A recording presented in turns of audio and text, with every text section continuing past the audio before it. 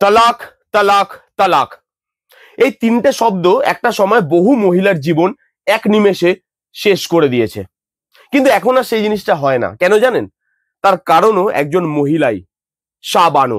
সিনেমার খাতিরে নামটা চেঞ্জ করা হয়েছে, কিন্তু এই শাহ বানোর স্বামীও একদিন বলেছিল তালাক, তালাক, তালাক, এবং ভেবেছিল তার থেকে তার সমস্ত অধিকার, তার বেঁচে থাকার সেই সম্বলটুকু তার থেকে কেড়ে নেবে।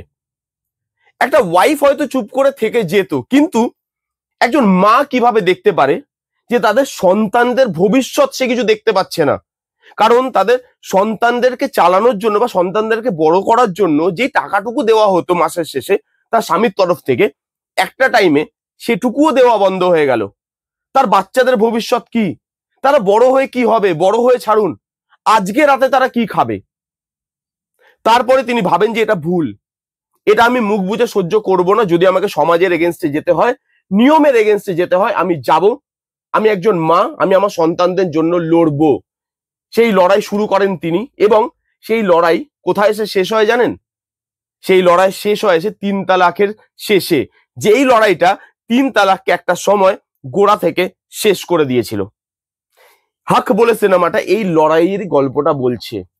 এখন কথা বলবো সুপন ভার্মা ডাইরেক্টেড হক বলে সিনেমাটাকে নিয়ে, যেটার লিড রোলটা প্লে করছে ইয়ামি গৌতম, ইমরান হাসমি এবং আরো অনেকে।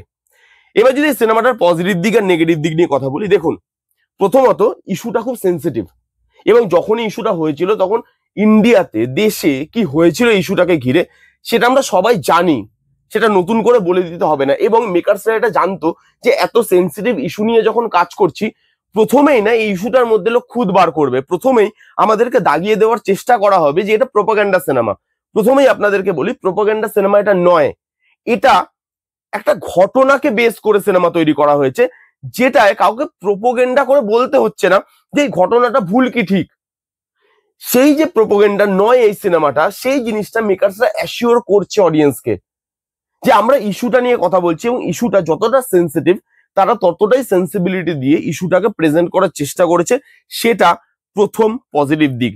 দ্বিতীয়ত, এই সিনেমাতে যে পারফরমেন্সেস আছে, সেই পারফরমেন্স আপনি না দেখলে বিশ্বাস করতে পারবেন না। প্রথমে যার কথা বলবো, ইমরান হাসমি, একজন মুসলিম, এখানে তার লিড রোলও নয়, তারপরে রোলটা সাইন করা, এটা বোঝায় যে ইমরান হাসমি তার কিন্তু এখানে সাহসটা আছে। সে সাহসটা দেখিয়েছে এরকম ধরনের সাবজেক্টে কাজ করার, লিড রোল না পাওয়ার পরেও, একজন মুসলিম হওয়ার পরেও। ইয়ামি গৌতম, তার কথা না নাই বললাম, কারণ যদি বলতে যাই এই ভিডিওটা শুধু তাকে নিয়ে বা তাকে তার অ্যাক্টিংকে ডেডিকেটেড করে বানাতে হয় আমাকে। এত ভালো পারফরমেন্স দিয়েছে। এত ভালো পারফরমেন্স কে দেয় বস? যেখানে প্রত্যেকটা মোমেন্টে তার কান্না দেখলে আপনি কাঁদবেন, লাস্ট মোমেন্টে তার স্পিচ দেখে আপনি স্টান্ড হয়ে যাবেন, আপনার দেহের প্রত্যেকটা লোম দাঁড়িয়ে যাবে। এত ভালো পারফরমেন্স কে দেয়? ন্যাশনাল অ্যাওয়ার্ডের জন্য দাবিদারি রাখছে পারফরমেন্সটা। দেখা যাক এই পারফরমেন্সটা অ্যাওয়ার্ডটা পায় কিনা। আমি চাই পাক, কারণ এখানে ইয়ামি গৌতম একটা আউটস্ট্যান্ডিং পারফরমেন্সেস দিয়েছে। প্রত্যেকটা জায়গায় যেখানে সে কিছু বলছে না, সেখানে তার চোখ, সেখানে তার ম্যানারিজম, যেভাবে কথা বলছে, সেটা বড় বড় ডায়লগ সে কাজটা করতে পারে না। এত সুন্দর, এত সাটেল এবং এত ইমোশনাল পারফরমেন্সটা। এই পুরো সিনেমাটা আপনাকে ইমোশনাল করে, প্রত্যেকটা মোমেন্ট আপনাকে ইমোশনাল করে, প্রত্যেকটা মোমেন্ট আপনার মনে হয় যে না, জিনিসটা ভুল। এই জিনিসটা আজকে বন্ধ হয়েছে, তার জন্য মানুষটিকে ধন্যবাদ দেওয়া উচিত। যে একটা সময় জাস্ট এই 3টে কথা বলে কি করে এক নিমেষে সব কিছুর থেকে ছাড় পাওয়া যেত, কত ইজিলি। এতটাও কি ইজিলি এই জিনিসটা হওয়া উচিত না বোধহয়।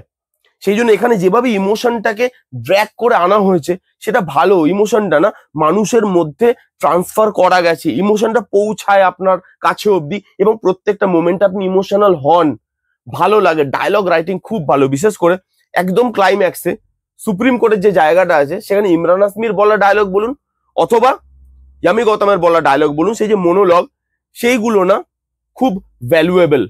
কথাগুলো খুব ইম্প্যাক্টফুল, কথাগুলো মানে আছে, এবং প্রত্যেকটা জায়গায় সেই কথাগুলোকে যেভাবে বলা হয়েছে সেটা ভালো। এখানে ইসলাম ল বা মুসলিম ল এবং আমাদের কনস্টিটিউশন, সেই জিনিসটা, আমাদের সংবিধান, সেই জিনিসটা যেভাবে দেখানো হয়েছে, দেখুন এই সাবজেক্টের জন্য যেটুকু দরকার তারা সেটুকু রেখেছে। এমন না যে অনেক ডিপে গেছে, অনেক গভীরে গেছে। এই সাবজেক্টটাকে বোঝার জন্য যেটুকু দরকার জানার, অডিয়েন্সকে তারা সেটুকু গিভঅ্যাওয়ে করেছে, সেই জিনিসটা খুব খুব ভালো।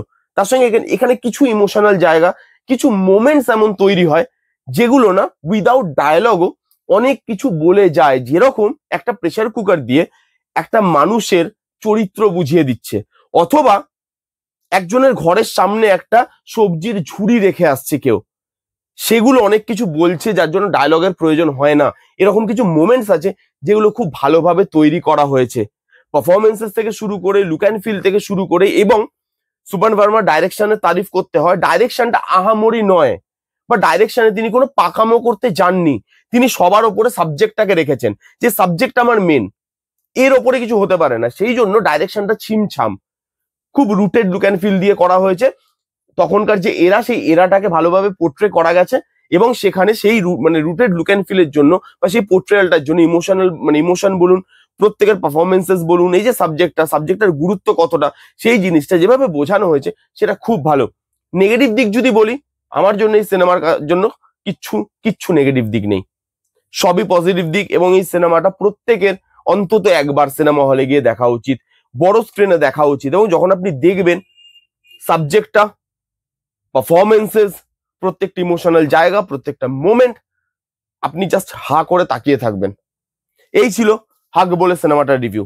আমার আউটস্ট্যান্ডিং লেগেছে, আমি প্রত্যেককে রেকমেন্ড করবো এই সিনেমাটা হলে গিয়ে দেখে আসুন। কারা কারা দেখেছেন অলরেডি, আপনাদের কিরকম লেগেছে কমেন্ট করে জানান। যারা যারা দেখেননি জানিয়ে দেখুন কেমন লাগলো রিভিউটা, জানাতে ভুলবেন না। ভালো লাগলে please give it a Thums up, like করবেন, কমেন্ট করবেন, শেয়ার করবেন, চ্যানেলটাকে মাস্ট সাবস্ক্রাইব করবেন। দেখা হচ্ছে নেক্সট কোনো ভিডিওতে, ততক্ষণ bye bye, take care and be safe.